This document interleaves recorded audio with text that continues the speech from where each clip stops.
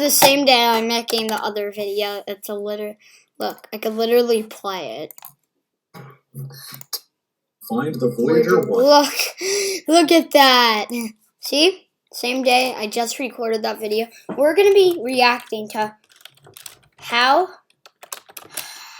high can you jump on different planets. Now look, it's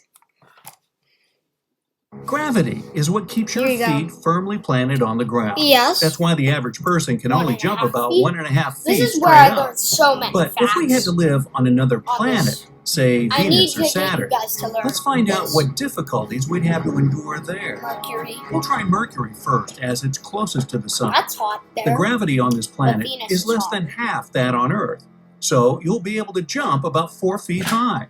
Wow. Let me try to jump that high. I cannot jump that high.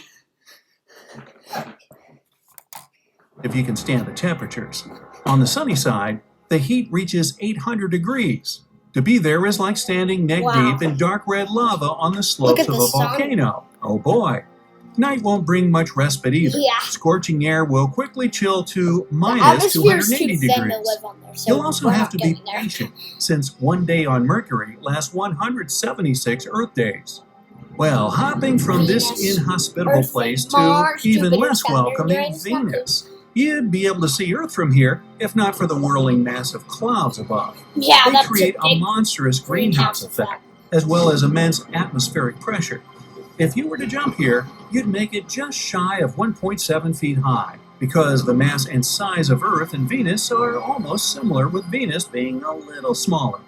Besides, the constant temperature of a blazing furnace, rain here wouldn't bring relief. The clouds up there are made of sulfuric acid. Skipping our home planet, we go straight for its moon. That's the moon, Luna, guys. as it's otherwise called. Now you can see this in the sky. I'm just trying to get you guys interested about space. So you could see this in the sky. You could realize, you could look up and you're like, wow, there is the moon. That's in space. That's far away. Gravity here is less than 1/5 of that on Earth. Now we could go to here. So if you jump, you'll rise almost 9 feet in the air and won't touch the... Let me try jumping that high. I'm going to need a chair.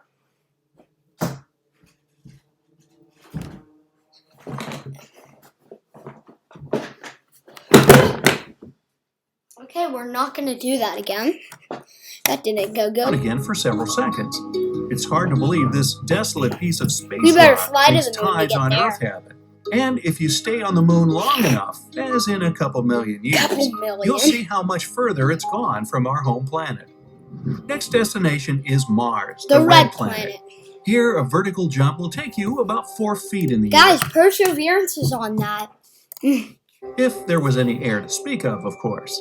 Mars has an atmosphere, but it's much thinner than on Earth. It's thin. If you stay here until evening, you'll be able to marvel at a beautiful blue sunset. I understand 10 times more. more. And you can probably see a mountain from here.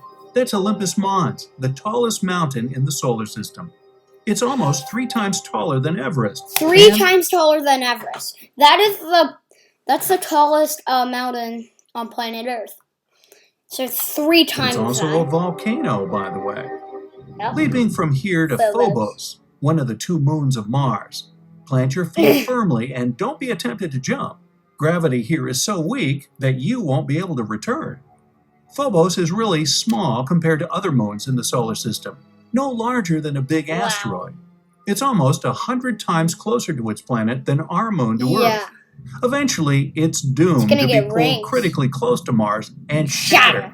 Scientists believe Mars can obtain its own rings then, much like Saturn. Mars with rings. Now, we're going to a really weird object. It's called Ceres, and it's the largest asteroid in the solar system. Guys, get ready. This is the highest one you can jump. Ready? You cannot jump high on this. This is the least you could jump. You cannot jump high on this. So large, in fact, it was later classified as a dwarf planet.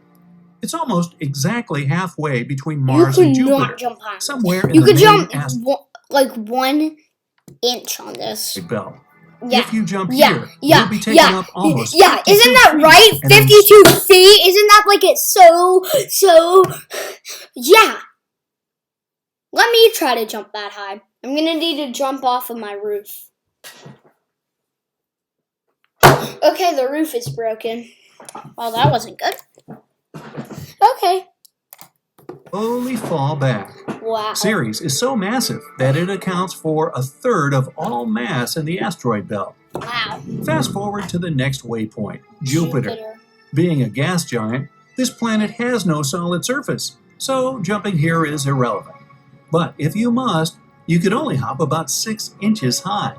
Jupiter is more than 10 times larger than Earth and 300 times as massive. Yep, that's so its gravity is enormous. Big boy planet. There's also a perpetual storm on its surface that's been there for at least 4 centuries. 4 centuries, although it's getting smaller That's with time. 400 years. 400 years. At the moment, our whole planet could fit into that storm. Yeah, planet Earth could fit in that Our next stop storm. is Ganymede, the largest of Jupiter's moons. It's solid. Fun fact, you could jump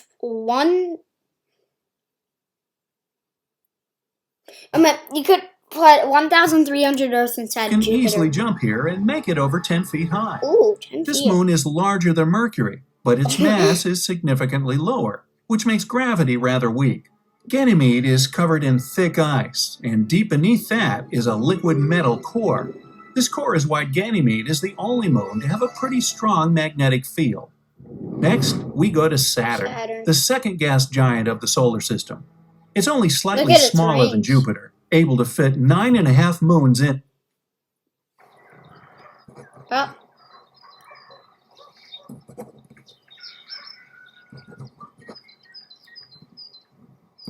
What is this? Art career? I don't know how to do art. In it, but way less massive.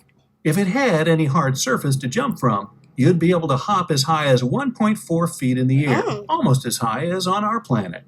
Saturn is most famous for its rings, which are particles of dust and ice left from impacts with different space objects. It spins so fast around its axis that it has flattened itself almost into an oblong shape.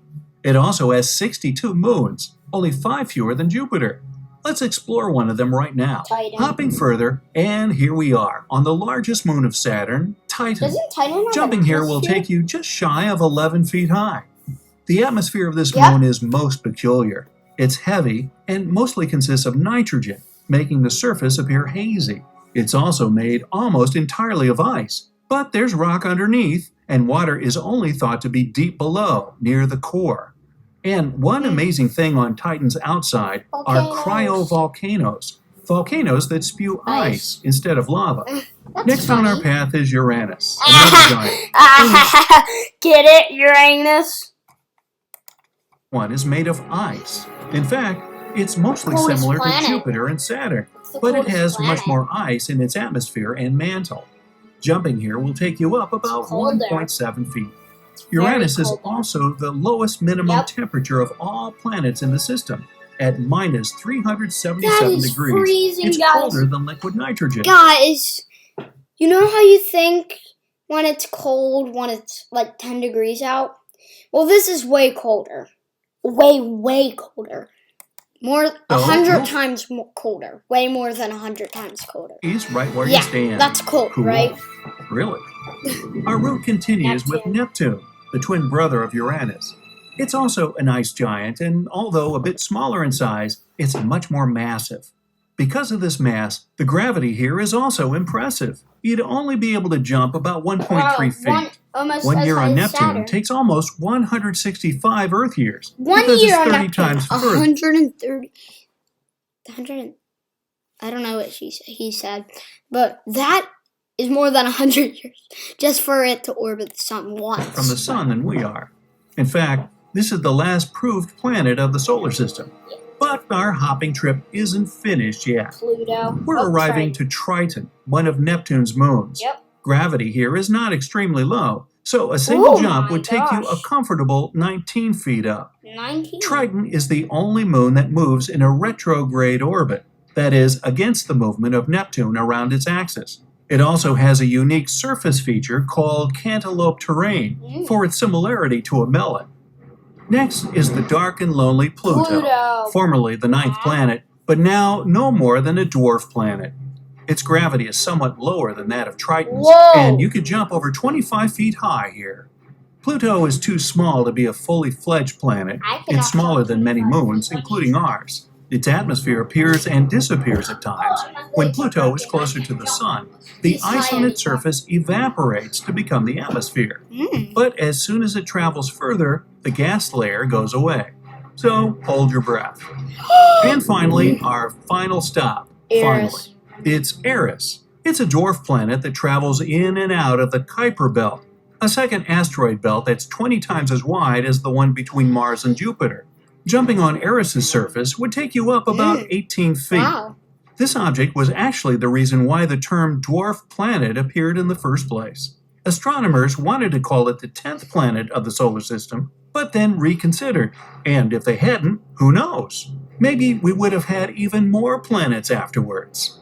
Oops, this just in. The universe really doesn't care what we deem planets or moons. It's too busy with important stuff. Look at that dog. Alright guys, that's it for today. So goodbye.